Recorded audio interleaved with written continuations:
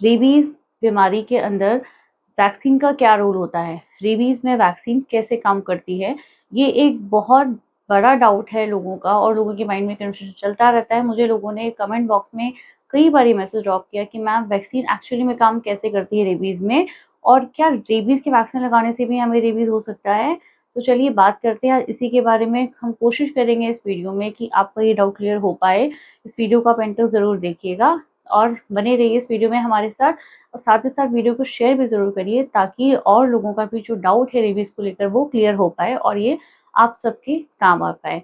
Hello everyone, my self doctor Disha, I am MD public health expert और आप सभी का स्वागत है मेरे यूट्यूब चैनल के ऊपर। इस चैनल पे मैं बात करती हूँ प्रिवेंशन के बारे में, मतलब बचाव के बारे में। आज का जो समय है, बचाव बहुत इंपॉर्टेंट है और जनरली मैं ऐसे डिजीज़ या बीमारियों के बारे में डिस्कशन करती हूँ जहाँ बचाव बहुत इंपॉर्टेंट है, और उनमें से ही एक बीमारी है जिसका नाम है रेबीज। आप सभी ने इसके बारे में सुना होगा और ये एक ऐसी खतरनाक बीमारी है, अगर ये किसी को हो जाए तो फिर इससे बचना नामुमकिन है।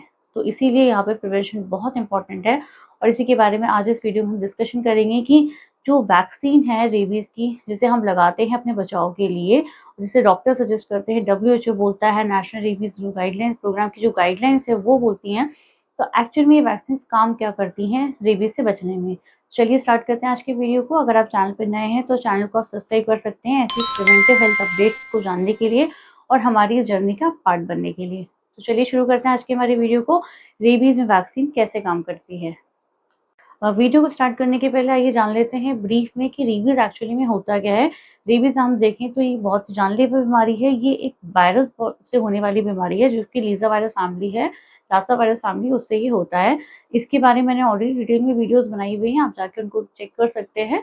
और सिंपली अगर हम भाषा में अगर समझें तो जो वायरस है, ये वायरस जनरली जो मैमल्स होते हैं, मैमल्स में भी अगर हम इंडिया में बात करें तो जो सबसे ज़्यादा जो इफेक्ट करते हैं वो होते हैं डॉग्स के थ्रू। तो वो डॉग्स को ये इफेक्ट करता है। उन डॉग्स के थ्रू अगर उस डॉग ने किसी भी तरीके से किसी इंसान को काट लिया है, या उस डॉग का जो सलाइवा है वो किसी भी इंसान की को अगर कोई कट लग गया है, उसे कोई कट है, कोई यहाँ पे चोट लगी है और उस वो सलाइवा उस इंसान के कांटेक्ट में आ गया, उसके ब्लड के कांटेक्ट में अगर आ गया है, तो ये वायरस उस इंसान की बॉडी के अंदर एंटर कर सकता है। और एक बार अगर ये वायरस किसी भी इंसान की बॉडी के अगर एंटर कर जाता है तो फिर ये वहाँ जाकर मल्टीप्लाई करना शुरू कर देगा। ये अपने वहाँ पे नंबर्स बढ़ाता है। उसके बाद ये जाकर जो उसका नर्वस टिश्यू है वहाँ पे जाकर ये अटैक करता है। सबसे पहले ये पेरिफेरल नर्वस सिस्टम में जाता है, उसके बाद ये सेंट्रल नर्वस सिस्टम को ये अफेक्ट करता है।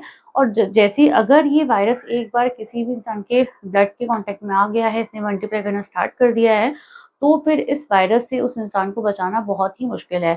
तो यहाँ पर हमारी जो सबसे ज़्यादा कोशिश होती है वह यही होती है कि किसी भी तरीके से हमें इस वायरस को किसी भी इंसान के ब्लड के अंदर हमें नहीं आने देना। हमें उसके टिश्यू के जो उसका नर्वस सिस्टम है वहाँ पर जाने से इसको रोकना होता है। वहीं पर रोल आता है हमारी वैक्सीन का, और इसीलिए हम यहाँ बोलते हैं कि जितना जल्दी हो सके आपको तुरंत प्रभाव से वैक्सीनेशन अपना स्टार्ट करवाना है। तो अगर हम यहाँ पे देखें कि जो वैक्सीन है वो कैसे काम करती है, जब भी किसी इंसान को कोई डॉग काट लेता है तो वैक्सीन का क्या रोल होता है, उसमें देखिए सबसे पहले इंपॉर्टेंट है, जब भी किसी इंसान को किसी डॉग ने काटा, अब यहाँ पर 2 से 3 कंडीशन यहाँ पे हो सकती है। सबसे पहली कंडीशन तो ये है कि इंसान को किसी डॉग ने काटा, अब वो डॉग जो था उस डॉग को रेबीज नहीं था। तो अगर उस डॉग को रेबीज नहीं है और वो उस इंसान को काट लेता है, तो अब उसका सलाइवा चाहे वो उसके ब्लड के कांटेक्ट में आए, चाहे वो टिश्यू के कांटेक्ट में, उससे कोई फर्क नहीं पड़ेगा। इंसान जो है वो सेफ है क्योंकि उस केस में रेबीज वायरस नहीं है उस डॉग के अंदर, डॉग हेल्दी है, नॉर्मल है। दूसरा केस यहाँ पर ये है कि डॉग जो है वो रेबिड है, मतलब डॉग जो है वो रेबीज से इन्फेक्टेड है।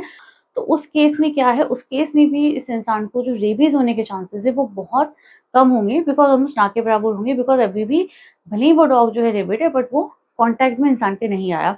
तीसरी जो इम्पोर्टेंट कंडीशन है जहाँ बहुत 100% श्योरिटी, वो ये है, अगर डॉग जो है वो रेबिड है, मतलब उसको रेबीज से इन्फेक्शन हुआ है और जो इंसान को उसने काटा, उस इंसान को जब उसने कट लगाया, उसने काटा, बाइट किया, तो वो वायरस जो है वो उसके ब्लड के कांटेक्ट में आ गया है या वो उसने उसके टिश्यूज के कांटेक्ट में आ गया है। तो ये जो थर्ड कंडीशन है यहाँ पर बहुत इंपॉर्टेंट है वैक्सीन। अब वैक्सीन यहाँ पे कैसे काम करती है, तो जो हमारे पास वैक्सीन हैं, ये अलग-अलग तरीके की वैक्सीन हमारे पास में होती हैं। अगर हम यहाँ रेबीज़ के बारे में बात करें, तो रेबीज़ में जो वैक्सीन दी जाती हैं, वो 2 तरह की वैक्सीन हम यहाँ पे देते हैं। एक हमारी होती है सेल कल्चर वैक्सीन और दूसरी यहाँ पे होती है एम्ब्रियोनिक एग बेस्ड वैक्सीन। पुराने टाइम पे नर्वस टिश्यू वाली वैक्सीन भी दी जाती थी, बट अब उनको जो है डब्ल्यूएचओ ने, गवर्नमेंट ने उनको अब बैन कर दिया है। अब उनको यूज़ नहीं किया जाता। अब जो वैक्सीन यूज़ की जाती है, 2 ही तरह की वैक्सीन हम जनरली यूज़ करते हैं। तो ये क्या काम करती है, इस वैक्सीन का काम होता है, इस वैक्सीन को जो दिया जाता है, उस वैक्सीन के अंदर उस वैक्सीन की क्या एफिकेसी होती है? वो वैक्सीन क्या रेबीज़ कर सकती हैं? उसका आंसर है नहीं, बिकॉज़ उस वैक्सीन को देने का पर्पज़ ये होता है, उस वैक्सीन के अंदर इतना पोटेंशियल नहीं होता कि वो किसी इंसान को रेबीज़ कॉज़ कर दे, बट वो वैक्सीन जो है एंटीजन, क्योंकि बट वो वैक्सीन जो है हमने रेबीज़ का एंटीजन है उसके अंदर, तो वो वैक्सीन जो है आपकी बॉडी के अंदर एक इम्यून रिस्पॉन्स बना देगी। इम्यून रिस्पॉन्स का मतलब है आपके अंदर एंटीबॉडीज़ बना देती है रेबीज़ वायरस के अगेंस्ट। अब आप इस बात को ऐसे समझिए कि अगर हम इसको ऐसे ऐसे हम मान के चलें कि हमारी जो बॉडी है वो एक तरीके का कोई घर है, या फिर हम उसको एक, अगर हम पुराने ज़माने से कंपेयर करें तो एक महल है। उस महल के अंदर जब भी बाहर से कोई एंट्री देता है तो बहुत सारे जो वहाँ पे गार्ड्स हैं, बहुत सारे जो वहाँ पे बहुत सारे गार्ड्स को वहाँ पे खड़ा कर दिया जाता है। तो एक तरीके से जो एंटीबॉडीज़ हैं, इन एंटीबॉडीज़ का भी काम होता है, ये हमारी हमारी जो बॉडी है, उस बॉडी के अंदर अगर बाहर से कोई भी एंट्री ले रहा है, कुछ ऐसा वायरस आ रहा है, कोई भी चीज़ आ रही है जो हमारी बॉडी के लिए फॉरेनर है, तो ये एंटीबॉडी का काम होता है, ये उसको तुरंत पहचाने और उसको वहाँ पर वो मार दें। बट उनको पहचानने के लिए हमारे पास में जो हमारा इम्यून सिस्टम है, उसको ये पता होना चाहिए कि ये जो है, ये सामने से जो चीज़ आ रही है, ये एक फॉरेनर चीज़ है।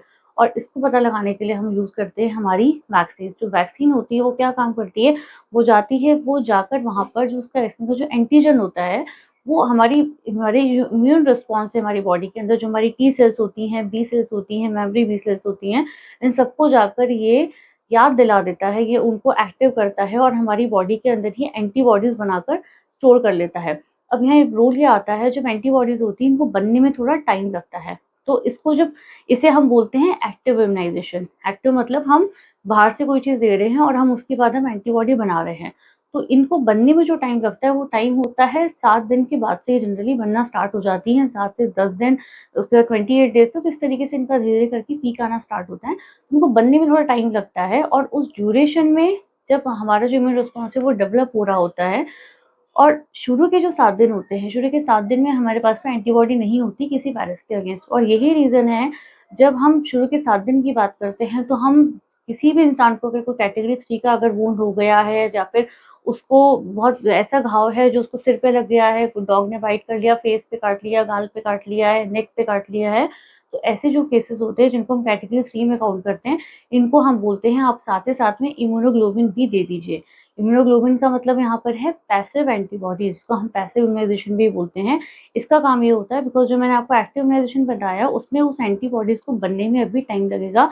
वो 7 दिन, 10 दिन, 28 दिन तक वो बनेगी।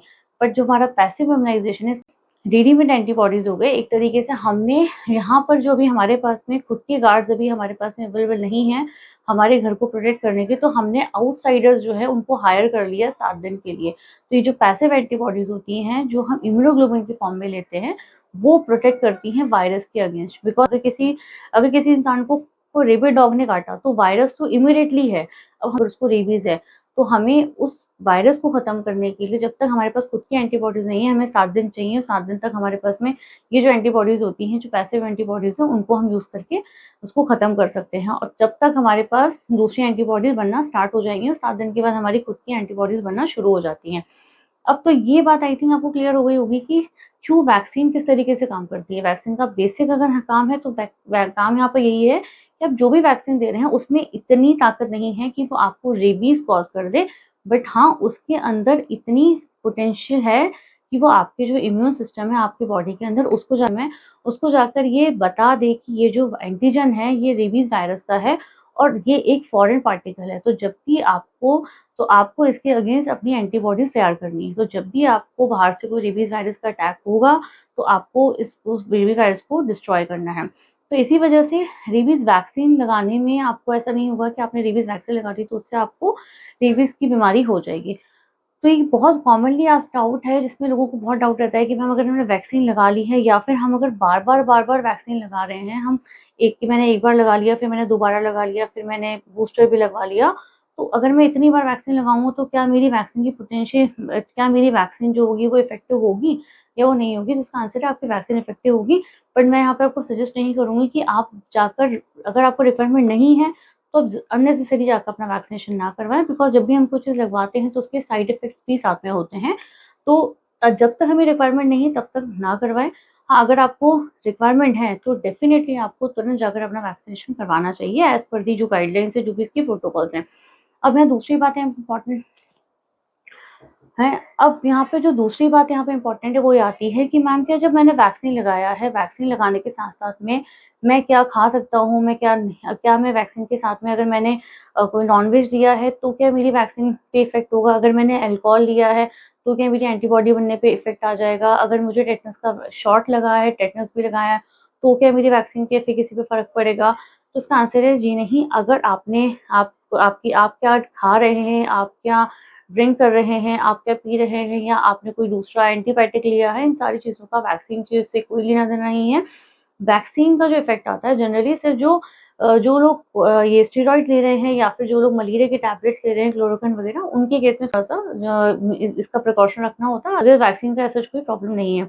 तीसरा पॉइंट यहाँ पे इम्पोर्टेंट है कि क्या वैक्सीन्स की कोई कॉन्ट्रा इंडिकेशंस होती हैं? तो जी मैंने पहले भी बताया हुआ कई वीडियोज़ में, आप प्रेगनेंसी में, लैक्टेशन में बच्चों को सभी को वैक्सीन दे सकते हैं, बिकॉज़ याद रखिए रेबीज़ एक जानलेवा बीमारी है। यहाँ पर prevention is the ultimate cure. आपके पास में ट्रीटमेंट तो है ही नहीं, तो आपका सिर्फ प्रिवेंशन है, तो आपको प्रिवेंशन ही करना है। तो इस केस में हमें सोचना नहीं है, आप ले सकते हैं, कोई ऐसा कॉन्ट्रा इंडिकेशन नहीं है और ये सेफ है प्रेगनेंसी में भी, लैक्टेशन में भी। लास्ट इम्पोर्टेंट पॉइंट है कि कई बार लोगों को ये बड़ा कन्फ्यूजन, ये क्वेश्चन मेरे पास काफ़ी बार आया कि मैम मुझे जो वैक्सीन लगी थी, वो मुझे शुरुआत में जैसे मैंने स्टार्ट करा था तो मुझे एक ब्रांड का लग गया, अगली बार मैं गया तो दूसरा ब्रांड लगा दिया उन्होंने, फिर तीसरा ब्रांड लगा दिया। तो देखिए जनरली हम ये सजेस्ट नहीं करते कि आप ब्रांड को चेंज करें, बट अगर अवेलेबिलिटी नहीं है तो उस केस में आप अपना ब्रांड चेंज करके लगवा सकते हैं, उसमें कोई ऐसा एज़ सच कोई हार्म नहीं है।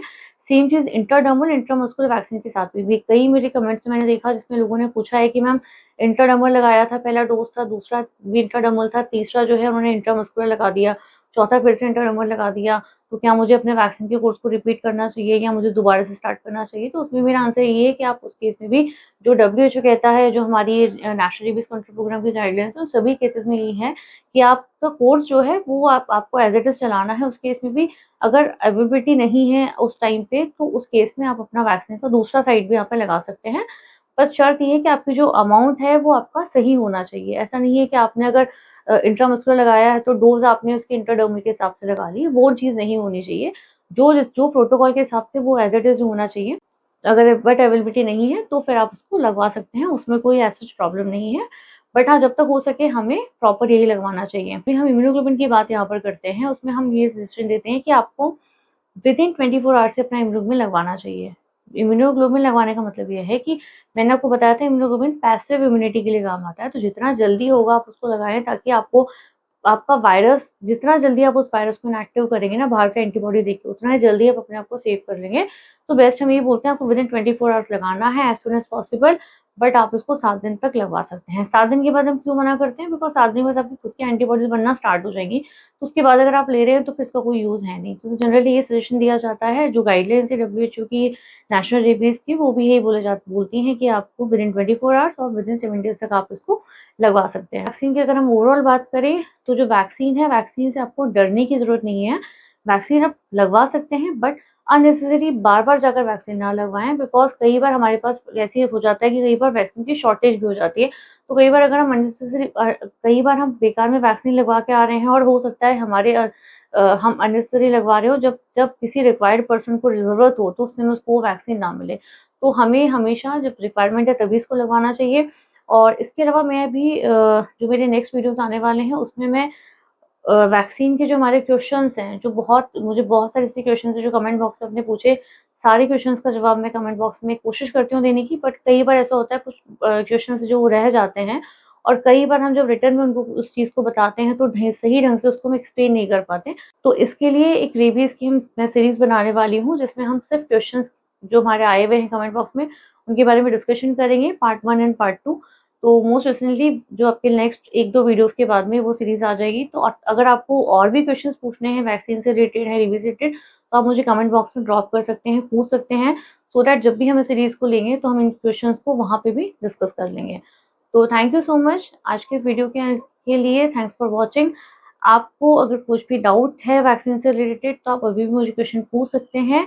बट वैक्सीन को लेकर आपको मेरा मैसेज यही है कि वैक्सीन से रिलेटेड आपको वैक्सीन से डरना नहीं है, आपको लगवाना है। वैक्सीन से आपको बीमारी नहीं होगी, बट हाँ, आप वैक्सीन आपको बचाएगी ज़रूर। Thanks for watching, thanks for your valuable time. Video I hope आपको वैक्सीन के कुछ डाउट्स क्लियर हुए होंगे। अगर नहीं क्लियर हुए हैं तो आने वाले जो सीरीज़ है उसमें आपको क्लियर हो जाएँगे, और फिर भी नहीं होते हैं तो आप मुझे कमेंट कर सकते हैं। मिलते हैं नेक्स्ट वीडियो के अंदर किसी और हेल्थ टॉपिक के साथ में। अगर आप चैनल पे नए हैं तो इस चैनल को सब्सक्राइब करके हमारी हेल्थ जर्नी में हमारा पार्ट बन सकते हैं।